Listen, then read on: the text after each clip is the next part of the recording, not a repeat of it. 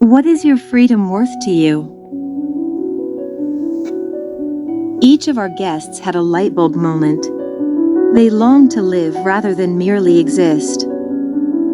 They smashed through their fears and programmed minds, trusting themselves, their faith, and their survival instincts, leaving the guilt, fear, oppression, and drudgery of their past for a brighter future. They took a brave and courageous step into freedom. This is their story of how they got a life. Welcome to Get a Life Podcast, Ex-Cult Conversations. You matter, and so does your story. Hi, everyone. Welcome back to Get a Life Podcast, Ex-Cult Conversations. We are here today with Carmen and Richard and a very special guest, Alona. And I am going to hand the mic over to her to inspire all the families that are still stuck inside and have one foot in and one foot out and are afraid of leaving due to their children. Her story, their family story, is such an inspiring success story that I know can help a lot of the families in there come to conclusion and start working towards exiting that door. So I'm going to hand it over to you, Alona, and take it away. Okay. So my name's Alona, and I grew up in Nitchie. I was a Hughes from Nitchie. And I met my husband. He came to Nitchie to help with his aunt and uncle, Stanley Hughes, and that's how I met him. And I was 14 or 15, and he's 5 years older than me. And we fell in love right away, and I knew I wanted to marry him, and I knew I was going to marry him. And I was 18, and we started talking about what would happen if we couldn't get married, if they said no. But we had a secret in our back pocket, and we told on ourselves for having sex before we got married, thinking that we probably could get married then because we had done this. And that those Priestleys are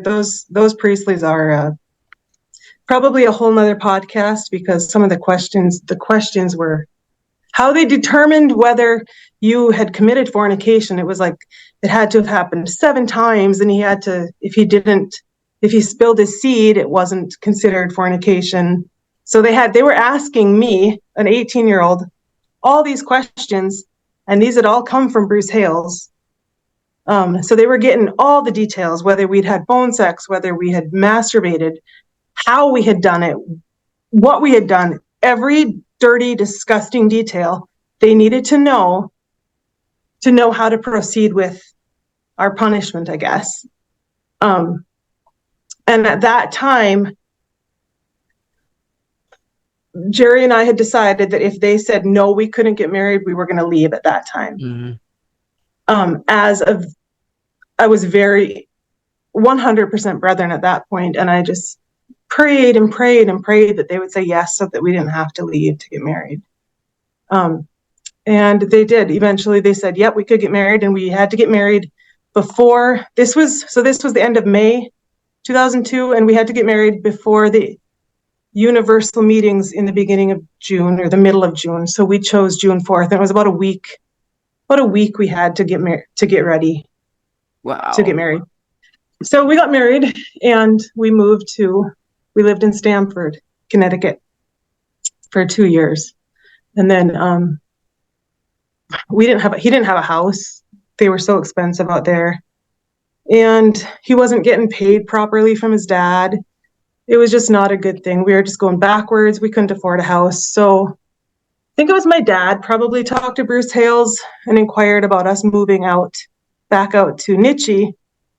And he agreed that we should move to Nitchie and then we worked with like my brother-in-law and a few other people, and they decided it was better for us to move to Pema, which is a town 15 minutes away from Nitchie. So we were still basically back in the Nitchie vicinity.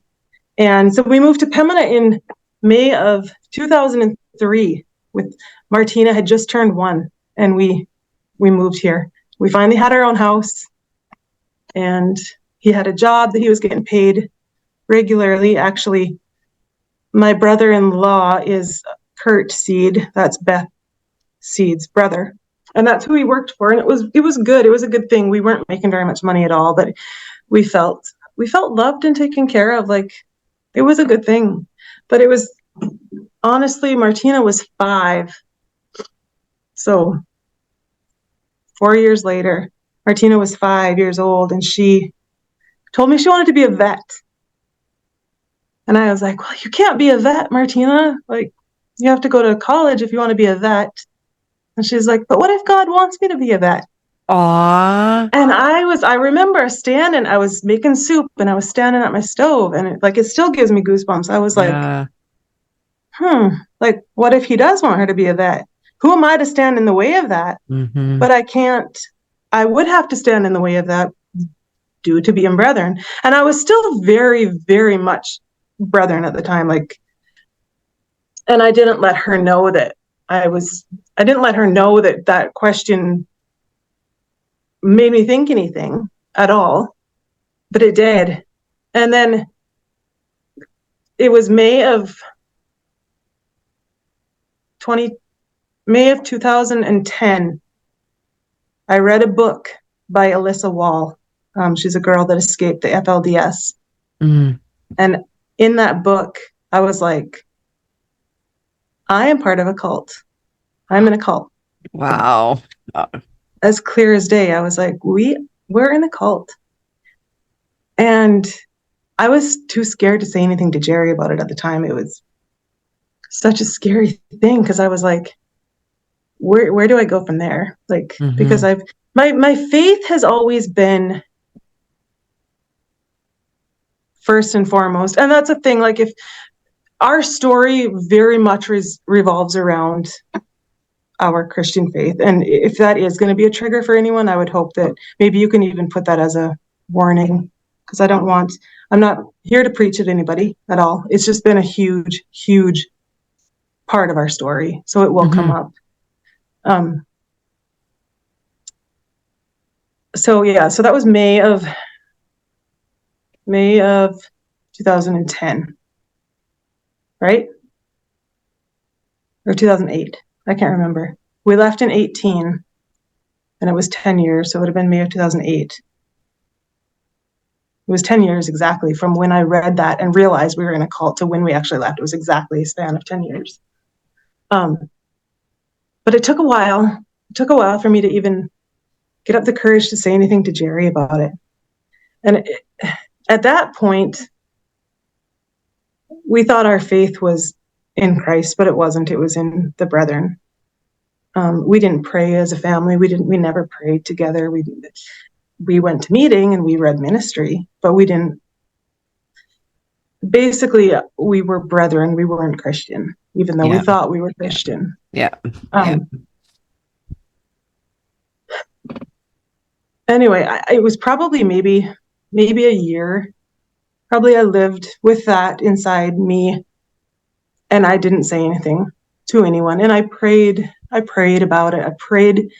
I wanted something to show me that it wasn't a cult. I wanted something to show me that because it would have been easier. It would have been so much easier to know that it wasn't a cult. But everything, I couldn't see past that vision that I had. I just couldn't. But I prayed about it, and I prayed, and I prayed. And then probably a year later, I said something to Jerry about it. I was like, I don't know, something's not right. And he actually agreed with me at that point. And I was like, oh my gosh, really? Like, you think that too? Whoa. And then at that point is when our journey started, kind of. And it was just and this is what I say, like, when God's timing for us is just it makes me cry when I think about it. It all along, like starting from there, he had by that time he was working for his uncle, Stanley Hughes in Nitchie, and he had a really good job, and they were taking such good care of him. They treated him like family. They did. He went to their house every day for lunch. Whatever he needed, they provided for him. They were wonderful, wonderful family. And along that journey, we were like, but we can't ever leave because you have such a good job. There's no way we can leave that job. Like, what are we going to do? And all along, like I prayed a lot. We'd never prayed together at that point ever, but I was always praying and I was always asking God to show me the truth. But at that time, I was really hoping the truth was the brethren. I didn't really think the truth was not the brethren, but I always asked God to show me the truth, to show me his truth. And so after this big roadblock of us possibly leaving, which was Jerry's really good job in Nitchie, all of a sudden, in the dark of night, the brethren closed that job up. They closed that whole business up. Wow. In the night, in the dark of the night, Jerry came to work the next day and there was a note on his desk saying he needed to find a different job. And they, probably a story for another time, but they took all the equipment, they hid it, because they were so far in the red, they owed people so much money. Anyway, so we went from having this cushion, this place of love and support, to it wasn't there anymore. And they flipped a switch and started blaming Jerry for stealing stuff from the business. They said he stole a pickup. It was just so many things. Like we could talk about that for 2 hours, and I don't want to, but so we went from starting to question whether we were in a cult or whether we were actually in the right position more. And then this happened, and then instantly we started being treated so awful. And I was like, what? Why? What have we done? And this is not a system of care at all. Like, the care, they were just terrible. There was no care. And then they found Jerry another job, because that's what they say, if they're going to provide you your job, employment. And they did. They found him a job for another brethren guy. $20,000 pay cut and no insurance. Oh. At the same time, our tuition was going to be $1,400-$1,500 a month. I said, no, we can't do that. We can't. We can barely do it as it was, much less that. And I was like, how is this care? There's no care at all. So that was a big, huge thing that helped us see that it wasn't any system that was right or that was Christian based would not have done any of those things. And I remember talking to another mom from Nitchie, and telling her, just talking to her about it and saying, how is this Christian care? Like, how is it care? And she's like, well, it's not right, but you just have to know that God knows the truth, and that's all that matters. And that hit me, but not in the way that she wanted it to. It hit me in a different way. And that is what got us through that, is knowing that God knows. And at that point, I could see pretty clearly what his truth was, and it wasn't the brethren. And I knew we needed to go. I knew we needed to leave, and we couldn't support them anymore. But I didn't know how. What we were gonna do. I didn't want to leave my house. I didn't want my kids to, it was so hard knowing that I was going to take my kids out there. It was so hard and so scary. I felt like the worst mom in the world. Taking them away from their grandma, taking them away from all their friends and all their cousins, taking them into this world that we didn't even know. We didn't even know what it was. And I remember going into my backyard and I looked up at the sky and I said, Jesus, please just let me stay here in this house. Just let us stay in this house, please. So there's one thing that's familiar, one thing that doesn't change for my kids, and they can keep their rooms and they can keep their house. And at that time, I knew that it was impossible. I knew that there's no way we could do it. I knew it. I knew there was no way we could do it. And I was so depressed and so sad because it was like this vicious cycle of going to meeting and my kids would hear this stuff that was just crap. It was absolute crap in the name of God. And I hated it. And it was so dirty. And I would come over a meeting and I would tell them what he said wasn't right. That's not the truth.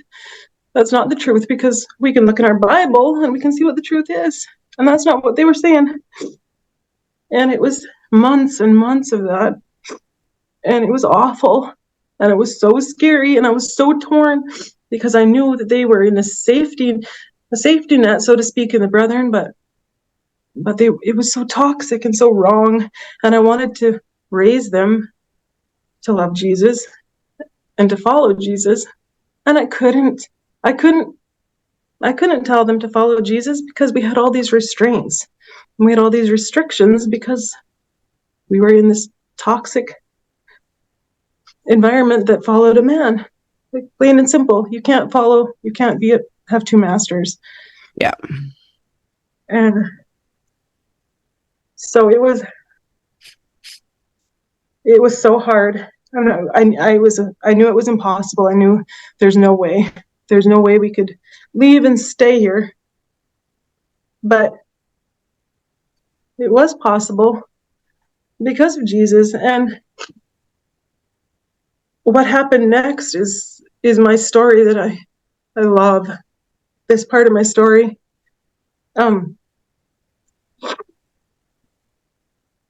My mother and father-in-law were staying at our house at the time. They were living with us. They had our bedroom suite. And they were there for a year. And Jerry and I slept in the basement. And we slept next to all the old ministry. All of my ministry was downstairs in the basement. And we slept next to that. And we read that ministry and read it and read it and read it. Because I had heard that if you question anything, to go back and read old ministry and it would help you. And we did that, and we read old ministry, and I tried and I prayed and I tried to make it make sense to stay, because it would, as a mom, it would have been so much easier to stay. But it just didn't make sense. And we just couldn't.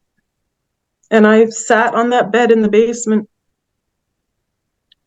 And I sat on the edge of the bed and I said, God, I'm going to give this to you because I don't know what to do with it, but I cannot take those kids back to one of those meetings. I cannot let them go back. And I don't know what we're going to do. And I never took them back. And I think 2 days later, I think, I had this vision, this weird thing that told me to go apply at the local UPS place because I knew that they had really good benefits. And I have Crohn's disease and I'm diabetic and I have all sorts of medical stuff. And so we can't be without insurance. And So I went and applied there, and I got a job right away.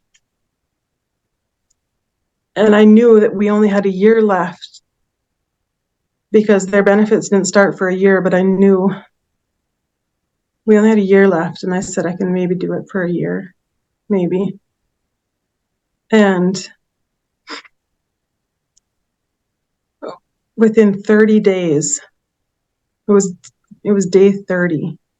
It was like God gave me this gift, and it was wrapped in the prettiest paper, the biggest bow on it. And I was offered a different position there for more money, and benefits would start in 30 days. Wow. Yeah. And I came home and I said, Jerry, I think we're out. Oh, chills all over me. I think we got it, because at that time, it was the insurance that was my big hang up. I mean, money, you can get a job, which is a big fear that we had. But for me, it was insurance. So I knew within 30 days we'd have insurance for the whole family.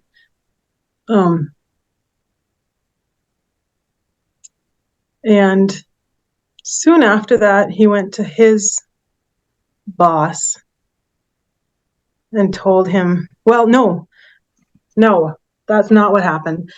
So I had quit taking the kids to meeting, and I had stopped going. Jerry was still going to morning meeting, which is their communion they have each Sunday. He was still going there because he didn't want to get fired. And we know, I mean, they say they won't fire you, but we all know the pressure that they would have had if he had stopped. So he was still going to morning meeting. And we didn't know what to do. And again, we just prayed about it. And it's almost like you can make all these plans, but God's just going to laugh at you. So, because our plan was for him to keep going to morning meeting until he found a different job. But again, it's like, where is he going to work and make even close to what he needs to make to make it all work out financially?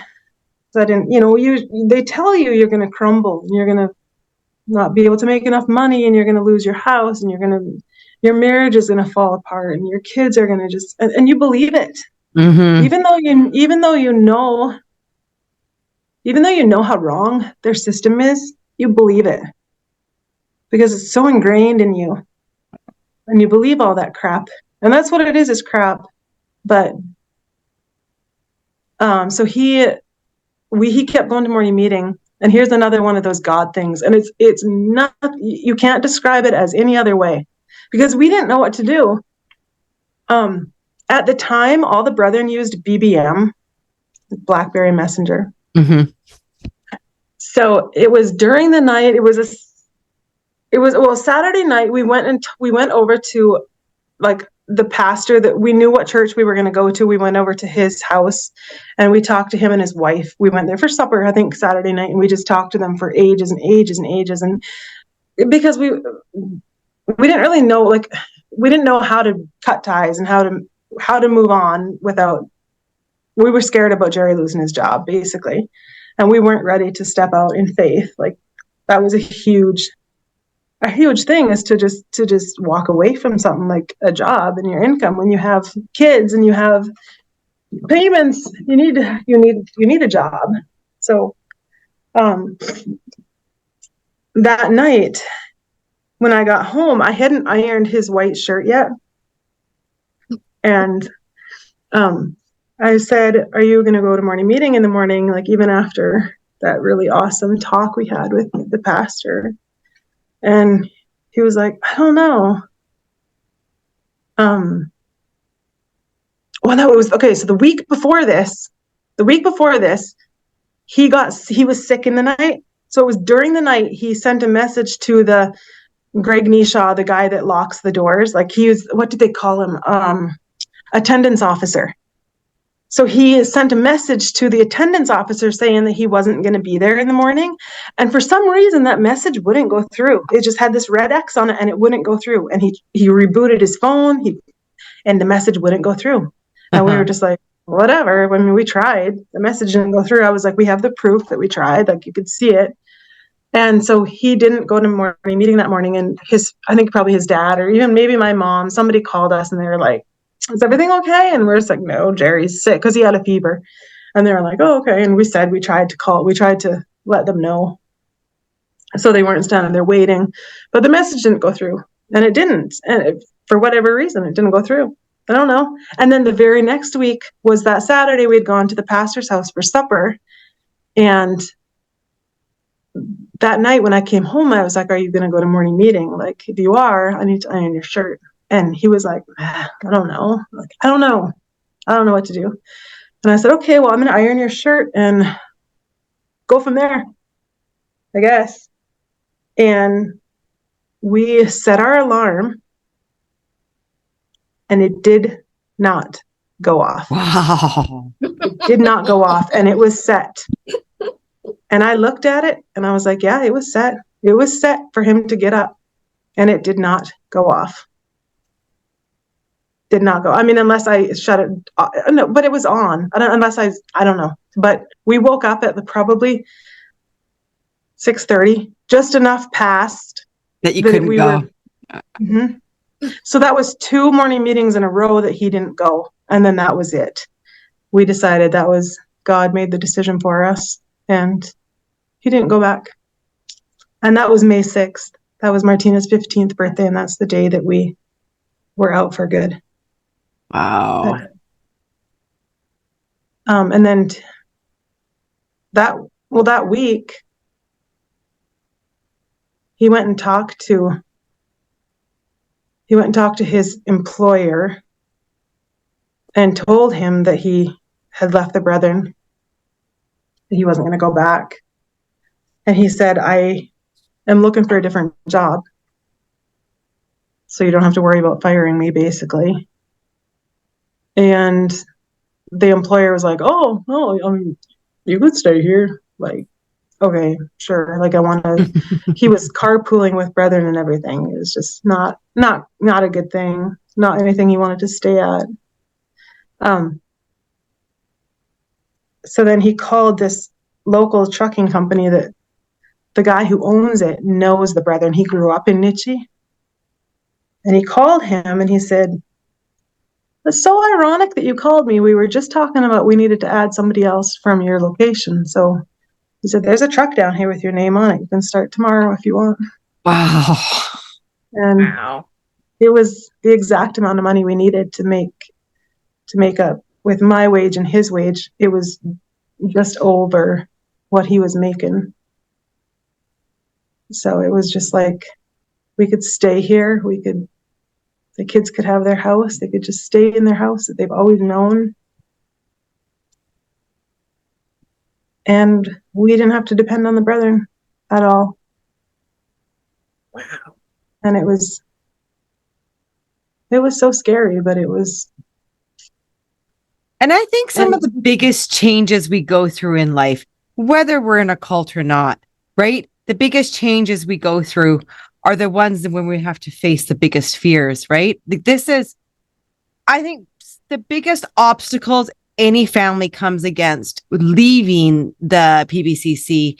It is financial. It is really financial. And it is also, the next biggest thing is their fear of the kids.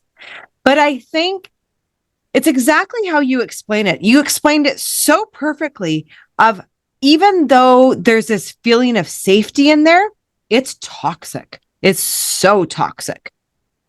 Yeah. And my kids had even Jerry and I, it's not like we left because we had no friends. It's not like we were, the vast majority we had a lot of good friends. We were close with our family. We had tons of good friends. We were treated well for the most part by people.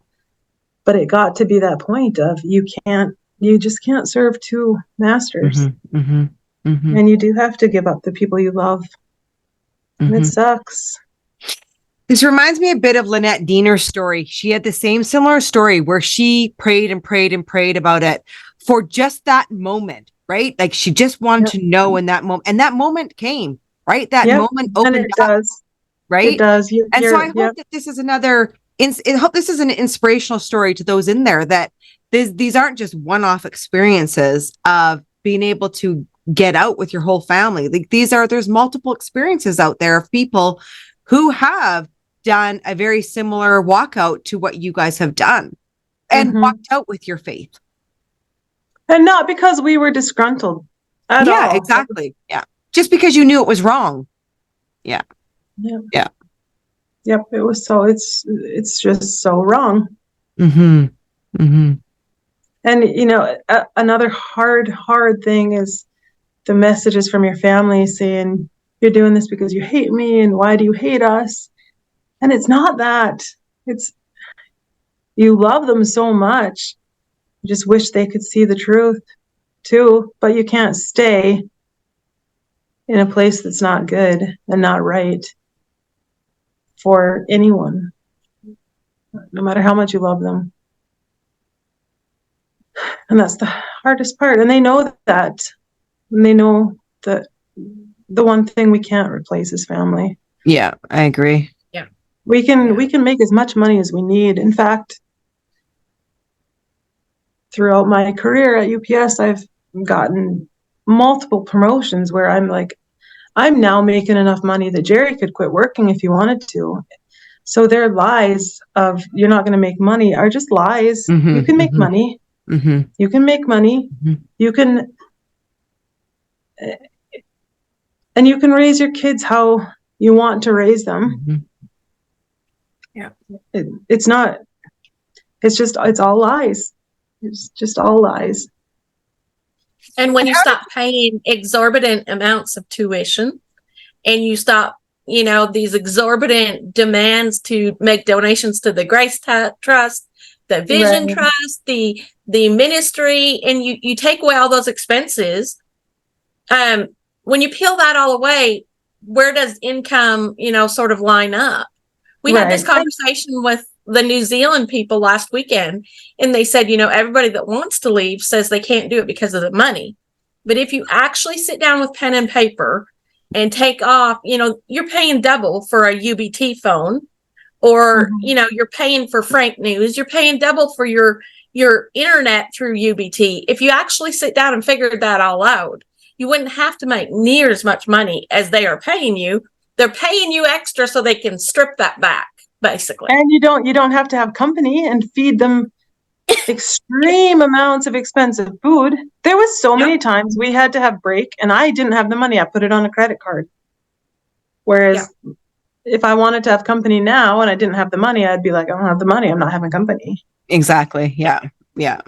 That's a really good point. Yeah. So when you factor all that in, it makes it a lot more probable that you will make it. But that you have to that's one of the things that you have to really look in the face and go, wow, okay, not paying $1,400 a month tuition. I'm going to let the kids go to public school. And public school, as long as you're not in a school with a bunch of brethren, is doable because kids do fine in it. If you go to a school with a bunch of brethren, you're going to school with a bunch of bullies. So the brother in school thing is another thing for us. We, Wilson was he was done 4th grade. He was almost done 4th grade. And the teacher called me and she's like, he couldn't read. And she said, I think we're going to have to hold him back. We can't move him to the next grade. And I was like, okay, well, what's your plan? You didn't teach him this year. What's your plan? When you hold him back, what are you going to do different? And they didn't have a plan. And at that point, she told us, she's like, he's really not one of the kids that they want us to teach. And she said, from one mom to another, you need to get him out of here right now. You need to get him out of this school. And we did. We put him into the Brethren school, and it was a big issue. But within 3 months, he was reading fluently. In 5th grade, he didn't need to be held back just to be bullied. He didn't need to. But It's pretty crazy when public school, in my case, it was a public school principal that said, you need to get your kids out of this school. The brethren are killing your kids. yeah, Literally killing your kids. And, and I remember her looking at me and she was like, your kids are perfectly normal kids. There is no rationale behind it. But the brethren are attacking them. They are literally going to cause long-term harm to your kids. She said, I will sign the papers. I will send them to whatever school you choose. And I was like, yep, done. yeah, You know, yeah. So We weren't the mom even, behind you will do anything. it was the Brethren school where the principal said they didn't really want to teach your son. So you took him out, put him in public school. Is that right? yeah, so after we left, another teacher explained to us that the school board, which is all brethren, Yeah. would decide who they wanted to like boost up basically and who they wanted to put the resources into, because those kids were going to be the ones to take over the businesses. Okay. Yeah. So Oh. my son wasn't one of those ones that they wanted to put any resources into, I guess. Because they always talk about, I mean, they got these weird brethren language of their own. They don't talk about the school children. They always call them the potential. But obviously, some of them are the potential and the others are what they would, and this is actually a brethren term, charity cases. Or forklift drivers was one thing they would call them. Yeah, yeah. So, well, I mean, that's really sad. So, yeah. So how did your kids transition? Let's get into the transition of your children going from inside the PBCC to outside. How was that transition for you? It was really hard. And it's one thing that I've kept private, probably more so, because I didn't want them to see that we were struggling at all. And maybe I shouldn't have, but it was hard, especially for Martina, being the oldest one. She was in there the longest. She still struggles really bad with like an anxiety. She's doing super good. She's doing really good. And she's married to the person she chose to marry. She's having a baby with the person she chose to marry by herself. They didn't have to ask anybody. They could fall in love and they could get married, or they could not get married. They could make that choice themselves. And that was a big thing for me to see that, because I have one of my best brethren friends is in a terrible marriage, and I have a sister in a terrible marriage, and it just breaks my heart. Oh, that's my grandbaby. So cute. I know. Adorable. It breaks my heart to see people in marriages like that, and they can't get out. They're just trapped. They're trapped in their life. They're trapped in their marriage. They're just trapped, and all they have is alcohol. Yeah. And depression medicine. They can't even have Jesus. They can't. If that's what they want, they can't have Jesus because they can't see that. But for her, it was the hardest, I think, because she was in there the longest, and she watched us go through. She watched me lose my mom, who I was so close to. She watched me lose my sisters, and she takes it all in. She's got the biggest heart. She takes it all in, and she feels my pain. She shouldered all that for a long time. She still does. She hurts when I hurt. But she felt, taking a kid, she was 15, and putting them into a public school. It was hard. And she struggled. She struggled a lot. We got her into therapy. I believe she still goes to therapy, but I don't even know, actually. She's super private about stuff. But then my son, so Martina had, not only did she have it rough because of her personality, like she's super anxious, but also I was such a helicopter mom, and I was so scared to let my kids do anything. They wanted to hang out with just good kids from town, and I wouldn't let them. I just like made them stay in my house, made them hang out with us. And looking back on it, I wish that I wasn't like that. Like, I wish so bad I would have just let them live their life. But I had to work through all that fear myself.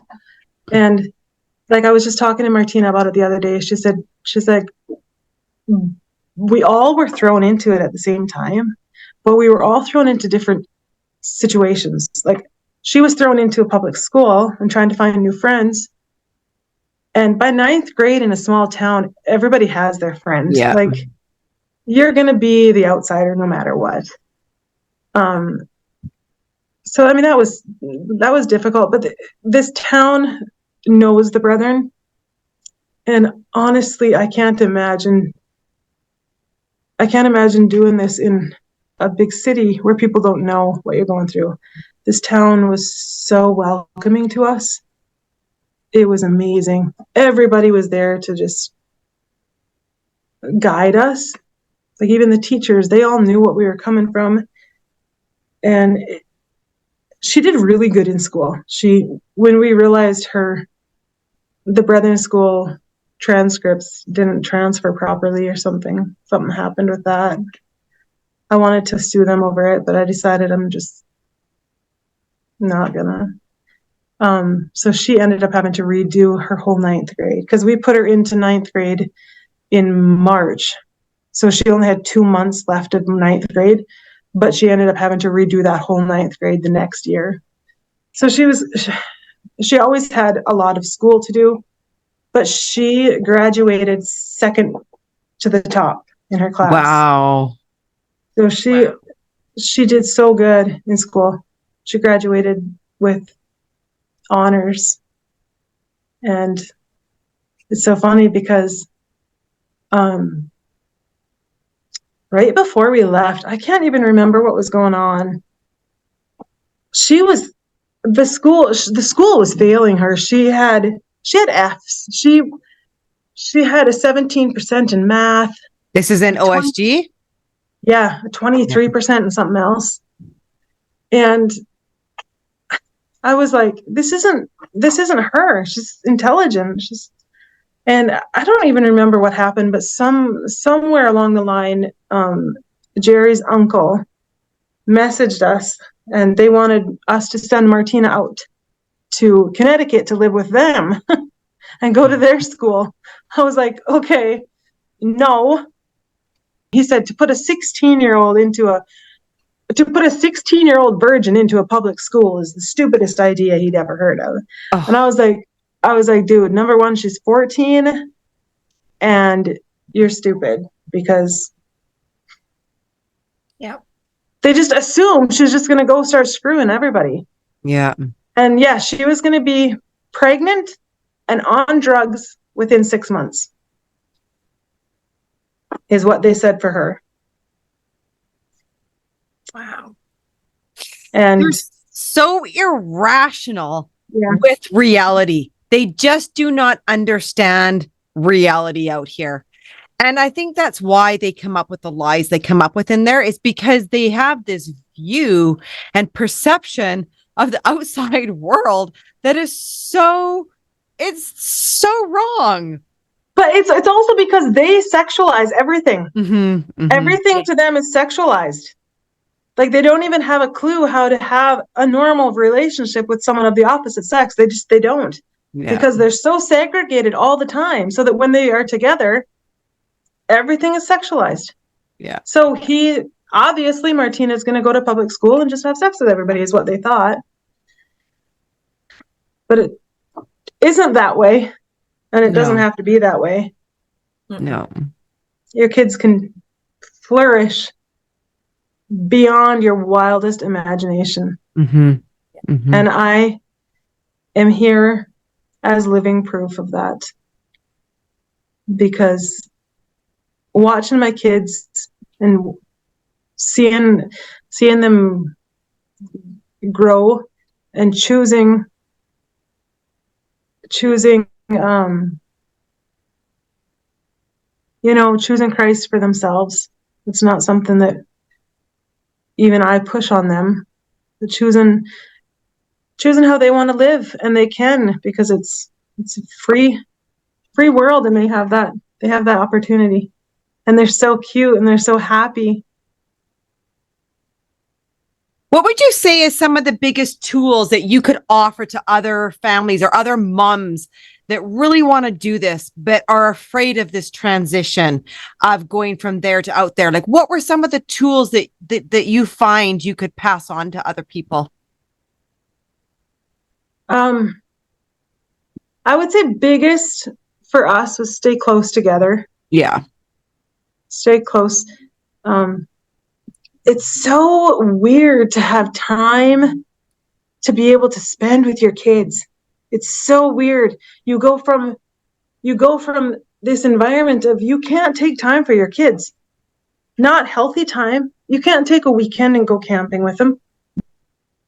And even now, it's so weird. I can stop what I'm doing. I can take the time I need. And I think that is huge. You can take the time, just be with them. Just be with them is what I think. And you can do that. You're not catering to, in the Brethren, it's like you're catering to someone else constantly, because if you're not having company, you're going to meeting, or you're doing both. A huge thing for me, throughout my whole, like, being diagnosed with Crohn's and stuff, they were so awful in there. They didn't believe it, number one. No help. You were expected to still have company no matter what, or find someone to have your company for you. Well, if you're sick as a dog with Crohn's disease on Saturday, no one's going to want to just jump and have your company.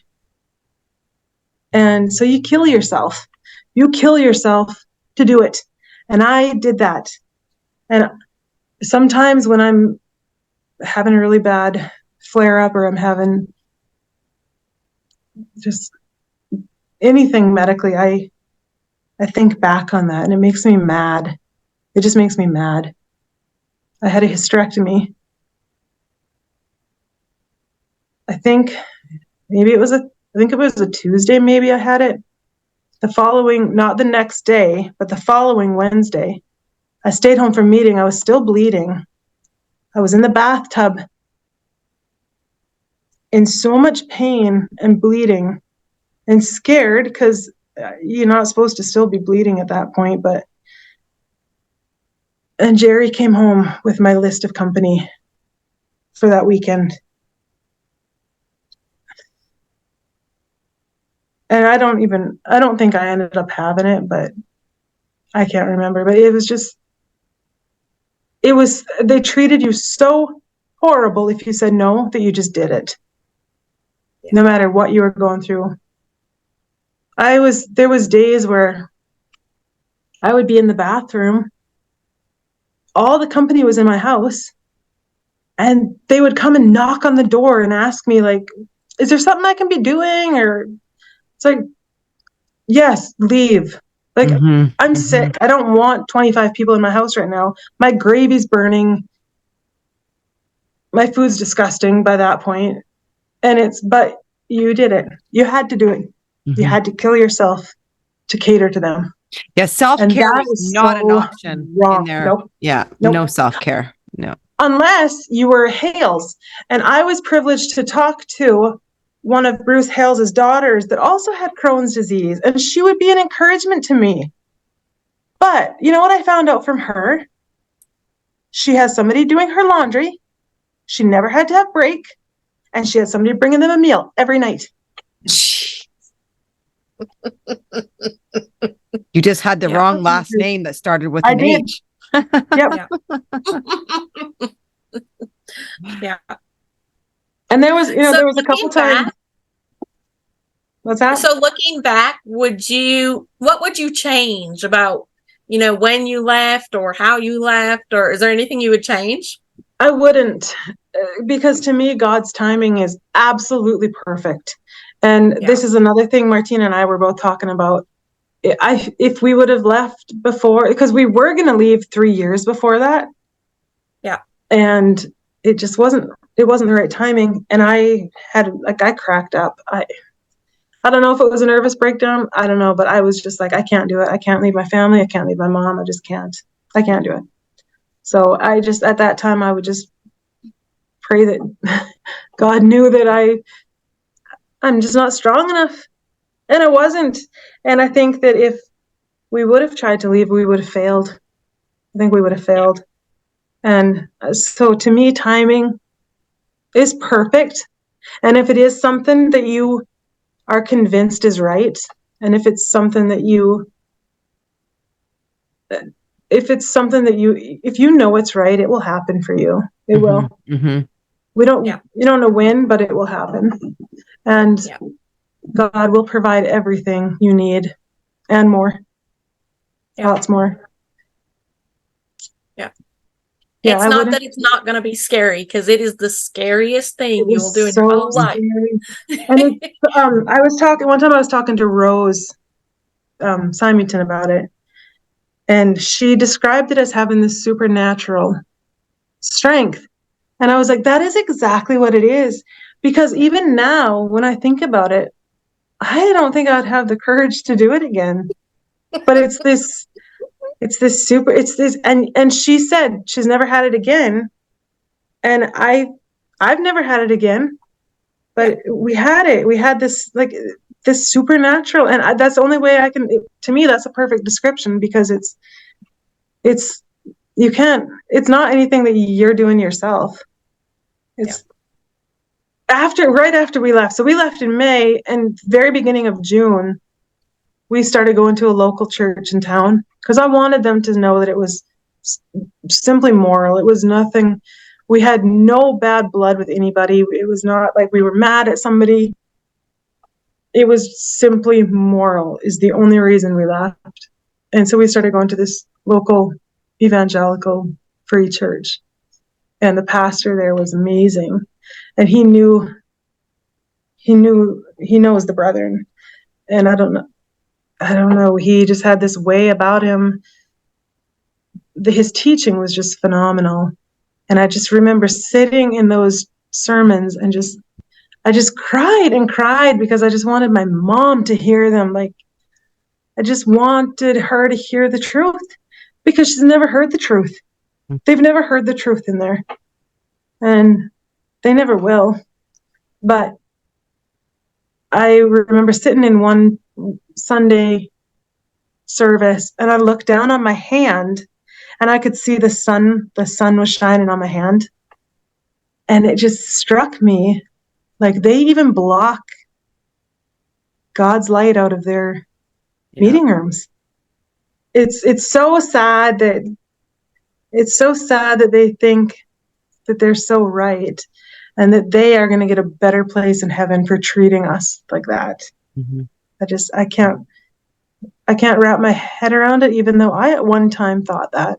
Mm-hmm. I can't imagine how I thought that, but they do.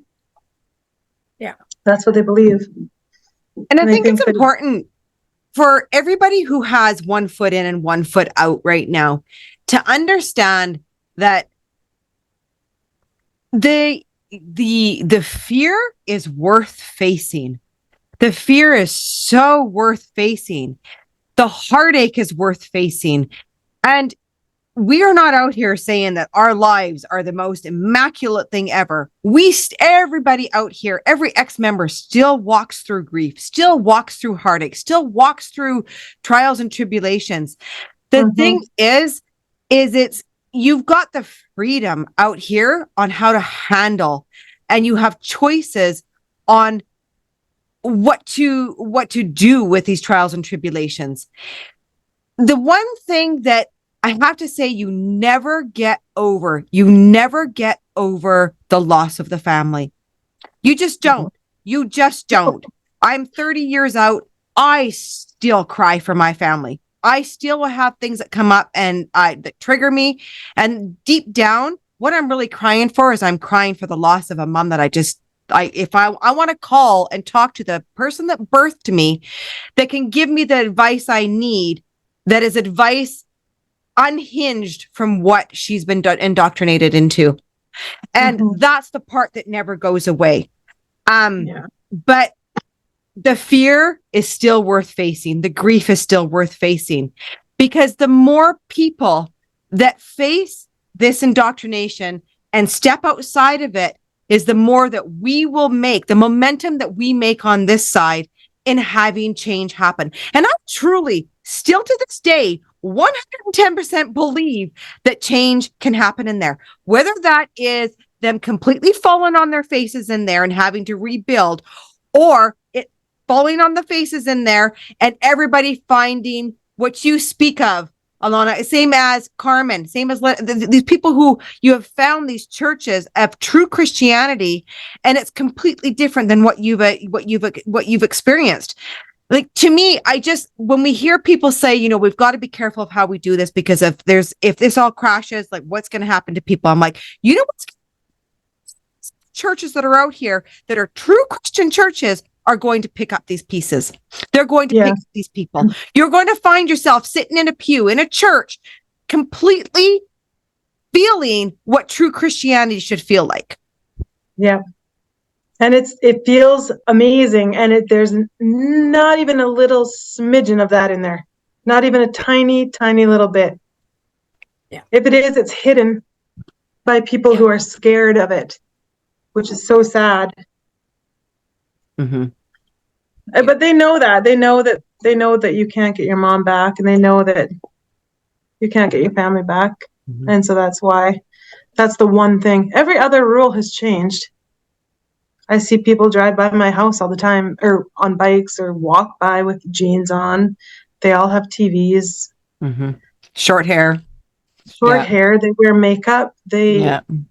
Everything. I mean, they smoke. I've seen brethren openly smoking. The amount of extramarital affairs in there is staggering. Yeah. Because they don't respect women. And as much as they want to sit here and say in all the news articles that they've been putting out lately that, separation is not a thing, right? We have account after account after account after account where we know that is absolute BS. That is so not true. So not true. If they want to say that, I have many, many, many, many text messages that I could show them that have just gone unanswered. When I told my mom I had a heart attack, she said, "Thanks for letting me know." Wow. That's all. When I told her that she was going to be a great grandma, which to me, I think that would be exciting. She sent me a thumbs up.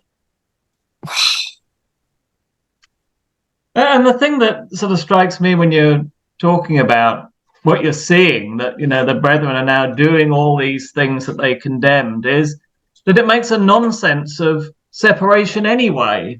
Because, when I was a kid, the brethren were genuinely quite unworldly, and they didn't have a lot of the problems that existed in the outside world. So it sort of made sense to keep separate. But now they're doing everything that the world does. And more. The worst things that the world does and more. So what are they keeping separate from exactly? Yeah. It's and you question more than a them, and they don't. Yeah. They don't know. They have no answers. They're just doing it because just to do it. They are doing the doing. And I mean, the drug stories that we hear that go on inside there is blows my mind. Absolutely blows my mind. That's a whole podcast on its own. But I mean, these are insiders telling us and witnessing the drug abuse that goes on in there. So this is not just us concocting up some story. These are actual insiders telling us stories of things that they have witnessed of people in rehab, people that need rehab, and not for alcohol. Yes, alcohol too, but these are hardcore drug issues. Yeah. Now, this is cocaine. This is not even just weed. This is really, really nasty stuff. Crystal meth. Right. Like, it's just crazy what's going on in there. Yeah, that was starting. It was starting. There was kids, like Des Moines was the big drug place. Like the Des Moines kids were so into drugs. And if I would say that to my mom, I would say, how can you, you say you separate from evil, but yet my brother's an alcoholic, a raging alcoholic, and you'll drink with him. He's a liar. He's a sinner just like me. And you can drink and eat with him. And you can drink and you can eat with the guy that abused me when I was a little kid. You can have him into your house and you can sit right at the table and you can eat with him and you can talk to him and you can have fellowship with him. But you can't have fellowship with my 8-year-old daughter, who's your granddaughter. But they have nothing to say other than the fact that I'm lying. And I ask them what those lies are. I've never heard what they are. That tends to be their standard response, right? Like my sister is the same way. When I approached her a year ago with everything that happened to me, it was like, Cheryl, I want you to understand that 99% of what you hear out there is lies. And then as I dove into all this stuff, because I sheltered myself for 30 years from all this, I've realized that no, 99% of what is said in there is lies. We understand the truth more than they do. And I mean, I don't want to make it an us versus them thing, but the thing that we're trying to really bring out here is, for myself as a mother, I am a helicopter mother. Still to this day, my kids have moved out, still a helicopter mother. I mean, my kids were more protected out here than had I got married in there and had kids in there. Like, I have way more protection with the children out here and the kids out here. There's from what's going on in there, like, families should be wanting to get up and walk out just to protect their children from the bullying, from the alcoholism, from the drug use, the pedophilia, the list goes on and on and on and on. They've got them believing in there that it's way worse out here when it is not. It literally is not. And it's funny. Even the last time I talked to Jerry's mom, 6 months ago, maybe, not even. She brought up the protection, and our kids have no protection. And I said, they have God's protection. That's the best protection plan you can get. And she hung up the phone. Oh, she hung up the phone. Yeah. They don't want to hear about God. They don't want to hear that Jesus exists. Yeah, because it's just Bruce Hales. It's just a man. And I think that's the biggest sign that it's a cult. I have no issue calling this a cult, because when everything is related back to a man and that man has all the power, it is a cult. Yeah. When you're serving someone else religiously, hearing you tell your story and emotionally conveying your message of everything that you went through, I really do believe that it will inspire families. I really, really do. I 100% think it will have a ripple effect in there. These are the stories that those families that are 1 foot in, 1 foot out are very much relying on. I mean, we get messages all the time of these people rely on these podcasts. They rely on these messages of inspiration to be able to keep going in there. And I think they all know that their time is coming, right? That time and those moments will show themselves. Yeah. And that time of waiting is so hard. So hard, because you're walking 2 different directions in the same place. You're inside this toxic bubble trying to go 2 different directions. And it's hard. And it's not even your faith, but it's everything you have to unlearn and then relearn. It's not just learning more stuff, it's unlearning. And that is, I think that, I don't know if that will ever stop, the unlearning. Yeah. So many lies that you, like even just stubbing your toe. It's fun. So my son, he races dirt bikes. And back in July, he had an accident, and it wasn't even a bad accident. Like, he didn't wreck his bike, nothing happened, but he broke his collarbone really bad. Really, really bad, and he had to have surgery, and it was a couple months of, it was hard because he likes to be doing stuff, and it was hard.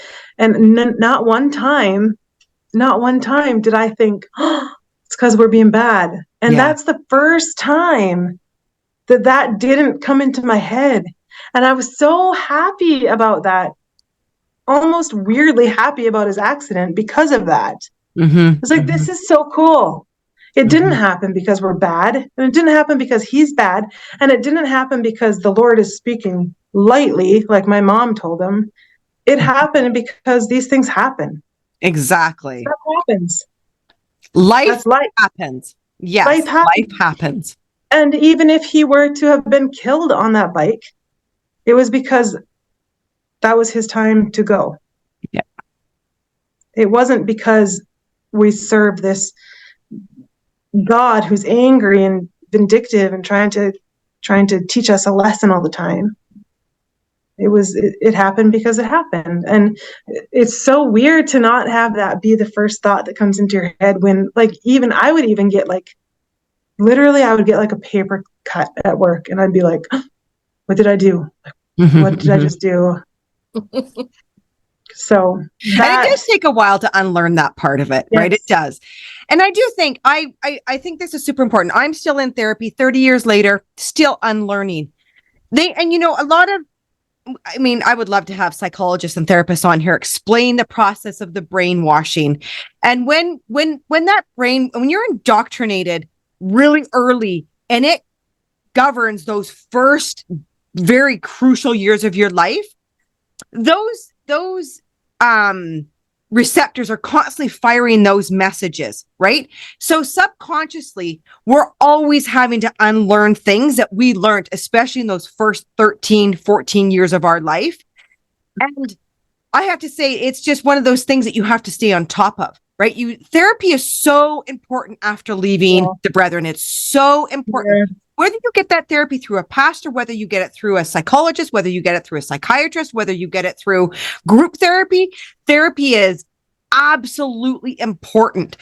And you'll have years where it's like, wow, I feel like how I should feel. It's kind of like all those puzzle pieces have been put back together. And you're like, wow, I feel like how I think I was created to feel.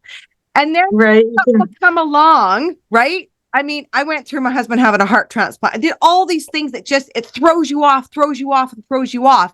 And those receptors in your brain go back to old ways of learning. And then you've got to get back on the wagon of unlearning again. And that is something that I think anybody who's been in a cult or been born into a cult and had that really early programming will always have to do. So it's not about just unlearning it and you're free. It is one of those things that we always have to be on top of. And I mean, it's everywhere in society, right? It's not just in cults. It's everywhere where society has created humans to be a certain way. And we're often trying to find different ways to be because we want to stay true to our own being. We want to stay true to our own soul, right?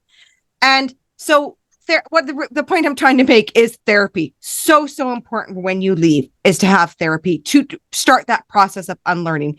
And there is a lot of people out there that have written books and have gone specifically into that training for undoing that brainwashing and indoctrination within cults.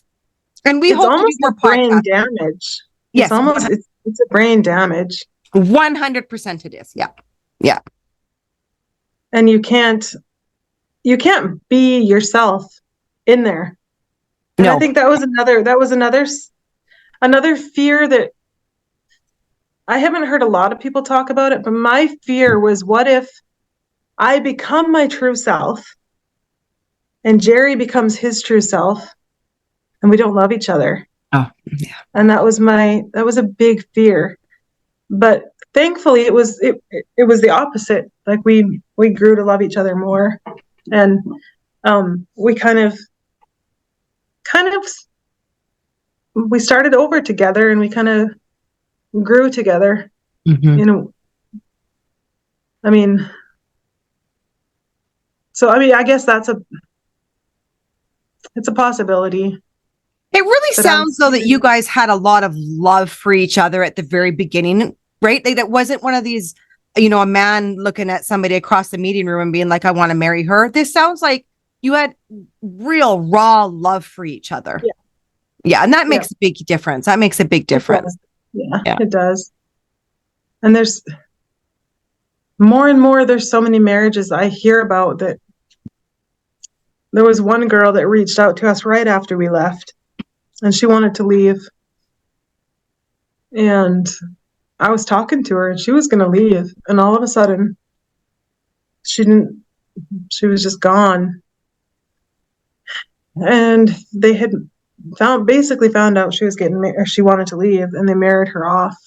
Aww. And found some guy that she said, yeah, she would marry.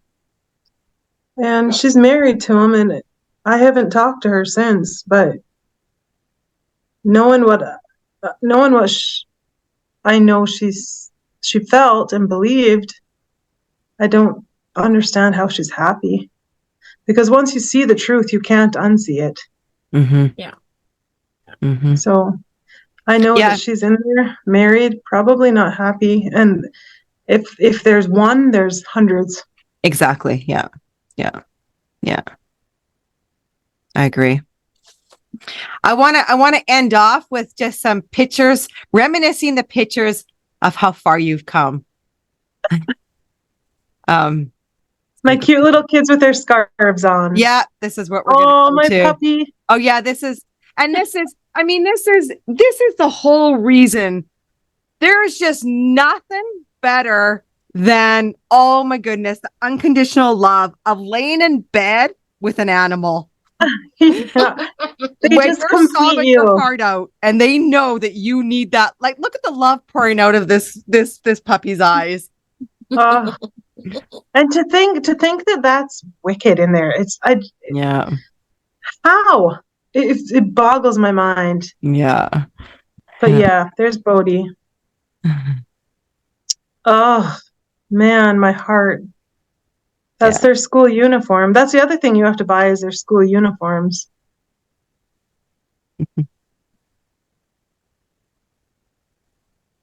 Ugh. How far you've come, hey?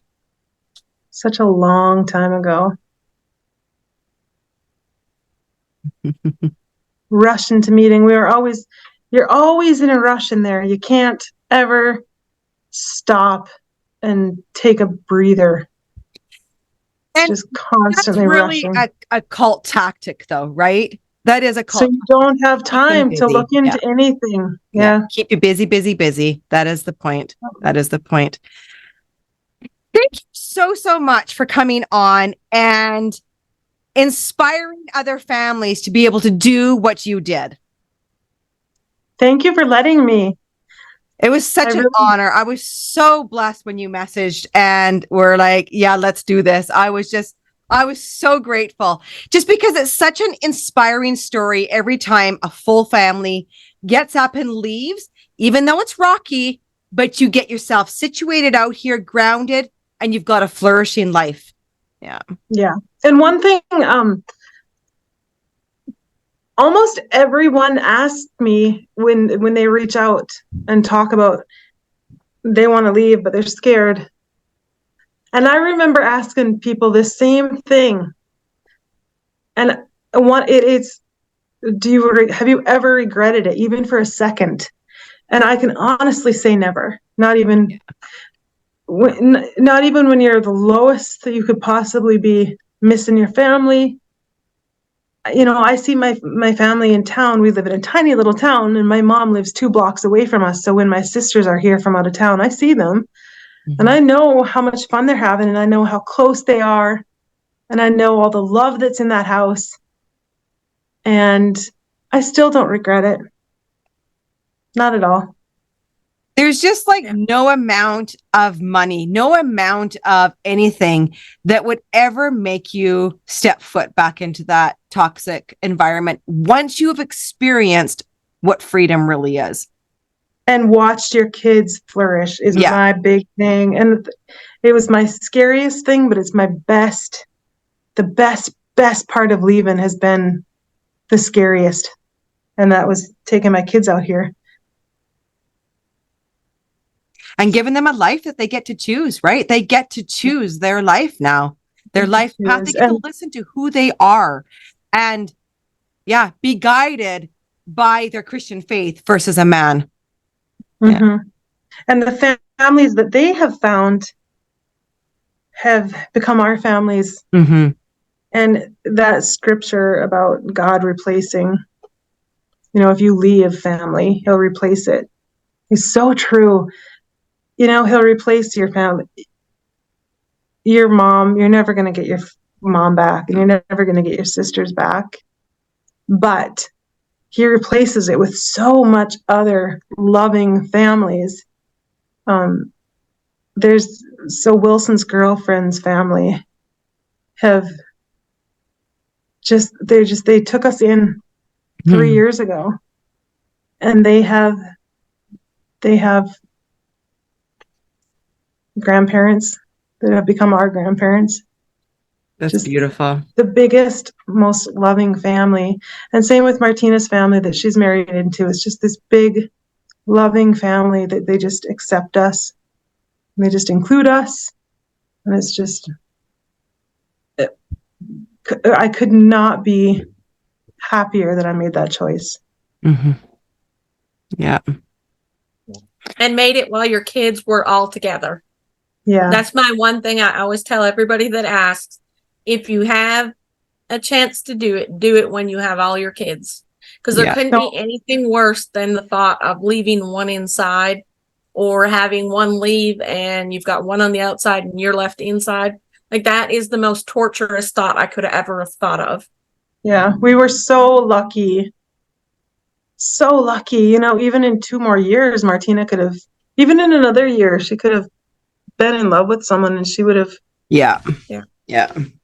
We could have lost her. Yeah. But timing is everything. Yeah. Timing is everything. Yeah. I'm excited. I hope that people know they can reach out, and they do. A lot of people do reach out, and you hear from them for a couple months and then you don't. And I've walked that same road. It took us 10 years from the time we realized to when we got out. It was exactly 10 years. And that's a lot of reaching out and then falling off the wagon. And are you easily reachable on social media? Yeah. Okay. So just so people know that you are reachable on social media. Yeah. People reach out to me through Facebook. Okay. Perfect. I've had a few people on Instagram, but I'm mostly Facebook, but yeah. That's awesome. Yeah. So. And it's good. It's nice when we have our guests on here, when they offer that, because a lot of people will relate to your story and often reach out. Yeah. That's perfect. Yeah. And I hope they do. I hope they continue to, and I hope that more people know that they can, that I'm a safe place for them to reach out to. Perfect. Thank you so much, my dear. It was such a blessing having you on here. It was brilliant. All right. Thank you. Take care, everyone. Until next time. Bye. If you are in a high-demand religious group and need help, please go to oliveleaf.network. To share your story or be a guest on the show, email info.getalife@proton.me.